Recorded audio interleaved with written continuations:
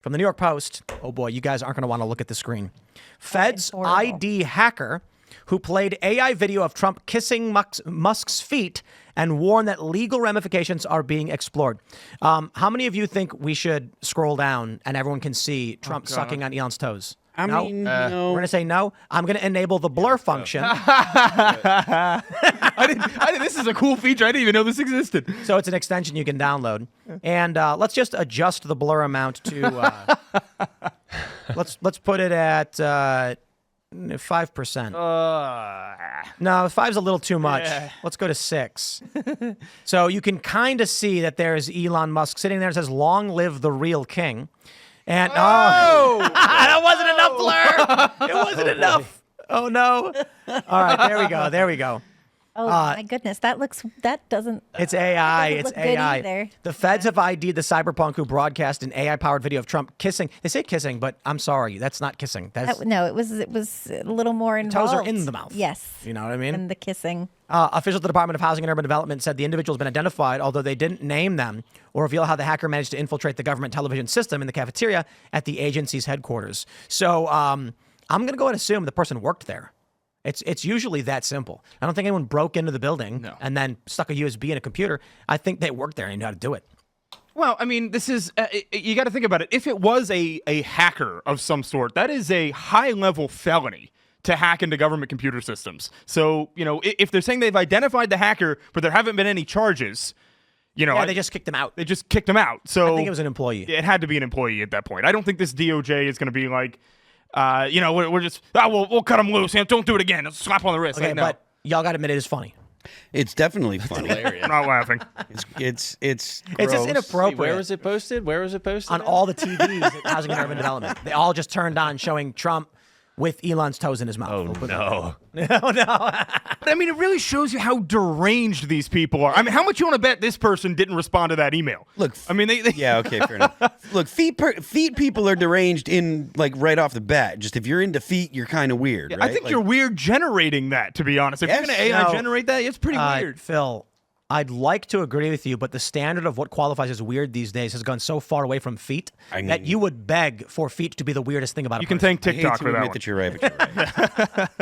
You go to a liberal bar and you're like, please let feet be the only. I mean, listen, yeah, I don't know. I think we're not. I don't know if we talked about it yesterday. Or we're going to talk about it tonight. The CIA and their sex. We talked about that last night. That was last night. Yeah, it's just so freaky. The NSA, CIA secret chat rooms they were having. Those were so creepy. Yeah, as I stated, you don't even want to know. I cannot on this show. When I say we're family friendly, I'm not saying it's a kids show where we're going to be like ABC 1, 2, 3. I'm saying that we try to use innuendo on issues that get a little too heavy. We try to refrain from swearing to the best of our abilities, but this is a news, culture, and commentary show, which sometimes maybe your kids shouldn't be listening to. That being said, these things in this chat, a man should not say before a woman. I mean, these are horrifying things they were talking about doing to their bodies, some border on self-harm. So they think it's healthcare. Some of it they think it's healthcare. Are these the type of yes, but the stuff they were talking about was not healthcare at all. Well, not at all. They were talking about the relative benefits of sex changes and some of it. Yes, but some of it was about the things they do that makes them feel good, and this was not healthcare. It was damaging to the body, and it's weird. It's all just disgusting. And the problem is you normalize these things, and it's damaging to the body. Like you are hurting yourself and causing very serious health issues. It's self-harm. Not okay. But anyway, how did these people get so deeply embedded in the intelligence community? Yeah, because That's DEI. terrifying. Well, yes, how many of these people are there that we don't know about? Good men did nothing. Right. That's why. Good men did nothing. They were too afraid.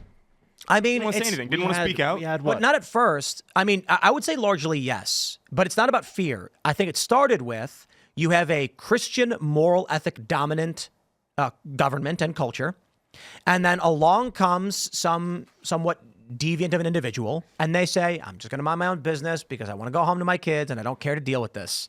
Weird stuff. Another person comes in and they say the same thing. Look, I just don't want to deal with it. It's nothing. It's not a big deal. And then 10, 20 years later, half the office has these kind of these behaviors, and now they're the ones setting the rules, and now you're going, if I say anything, I'll get fired. Right. It's when good men do nothing. How about when someone comes in advocating for self-harm for the purpose of self-gratification, which is paradoxical, you say, don't bring that around here, you will be fired. But they didn't. Yeah, well, apparently, maybe they will. apparently you're not allowed to fire anybody. If that's, what all these judges are saying, you're not allowed to fire people. And you had finally today, they were given, or yesterday, given the green light to go ahead and start firing these USAID people. Yep. So that workforce is going to be cut. I don't know if you've been by. Anybody here been? You were in D.C. You go by that building now. It is a ghost town. Oh, yeah, with they've got all taped up. Yeah, It's all well, they taped have to over with keep duct tape. taping it over because Yeah. the activists keep going back. No, we're gonna reopen it. And they rip the tape off. And they I'm sorry, I live in the real world where we got little restaurants down the street, little small family grills and diners. Ain't not a single person in that building cares about what USAID is. No. Because, look, a lot of people on the right are going to be like, people like that we're getting rid of this stuff. I'm like, oh, technically. The truth is, they have no idea what you're talking about. Who are these people cheering for USAID? It is kind of bizarre, the people cheering for USAID.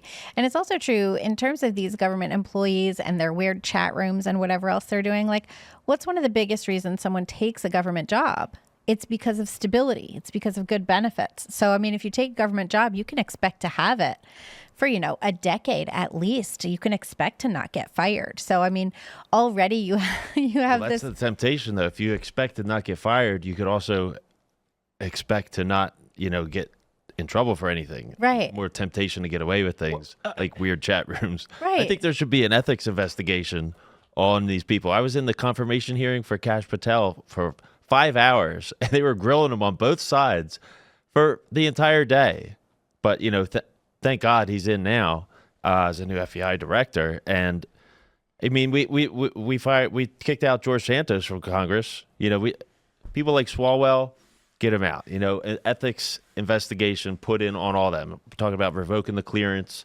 We got to do at least something here to prevent this from continuing. Right. I mean, you can see it's very, very clear, especially with the Swalwell situation, why people don't trust Congress. They don't trust. What are they at? Are they at a 9% approval rating at this point? It's because you have a bunch of sleaze bags in there. There's nothing you said that's He's probably wrong. in one of the chat rooms too. I mean, You think Swalwell's in there? Right. he's a weird dude. Talking about- Nothing that you said is wrong, but No, it is. Sorry, it's 29%. It is. I mean, Really? Fine, but the 29%. It must be Congress. look. It's Congress and the staff. Yeah. But the point is that it's not just that Congress is full of scumbags. That's something that's been kind of apparent to everybody for a long, long time. The reason that there is such record distrust of government is because of COVID. It's because of the way that the government treated the American people during COVID. Well, that's when it really got yeah, exposed. That's when people where I really got undeniable. red pilled Yes. because it became so obvious. But I agree. And I do kind of feel like I don't know, maybe I shouldn't say it, but I feel like it's beating a dead horse at this point. It's, we're several years on now. Trump won a popular mandate. People are very pissed off about all that. Trump is going to go in, and we hope, despite these blanket pardons, Kash and Dan start digging up more information and exposing that we're on the next level of these things. What I'm really curious about right now is, how are there people marching around D.C. cheering for an agency no one's ever heard of? There was a segment on Fox where they were pointing out these Democrats are doing these protests, and there's a bunch of photos popping up where a couple Democrat senators and members of Congress are at a podium with no activists, no protesters. And the argument being made on X, and so I believe Fox made this argument, is when you cut USAID funding, which was and not just USAID, but some of these other government programs funneling to nonprofits, the paid organization of protests doesn't happen anymore. So now when we see Democrats protest, there's no people. Right. Yeah, There's two 'cause things to people aren't consider. getting paid out for it. Well, people don't, 99% of the time, people are not paid to protest. And this is a mistake a lot of conservatives consistently have made over the past 15, 20 years, is they say that George Soros is funding paid protesters. No. George Soros, Open Society Foundation, provides grants to various nonprofits of certain political persuasions. Those nonprofits will dispatch 2 organizers, maybe more, into a college area to flyer and pamphlet to generate real protesters. Now, in actuality, these kids have no idea what they're talking about. Right. But they just say, show up. Thanks for checking out this clip from Timcast IRL. Make sure to watch the show live Monday through Friday at 8 p.m. Subscribe to this channel, and we will see you all there.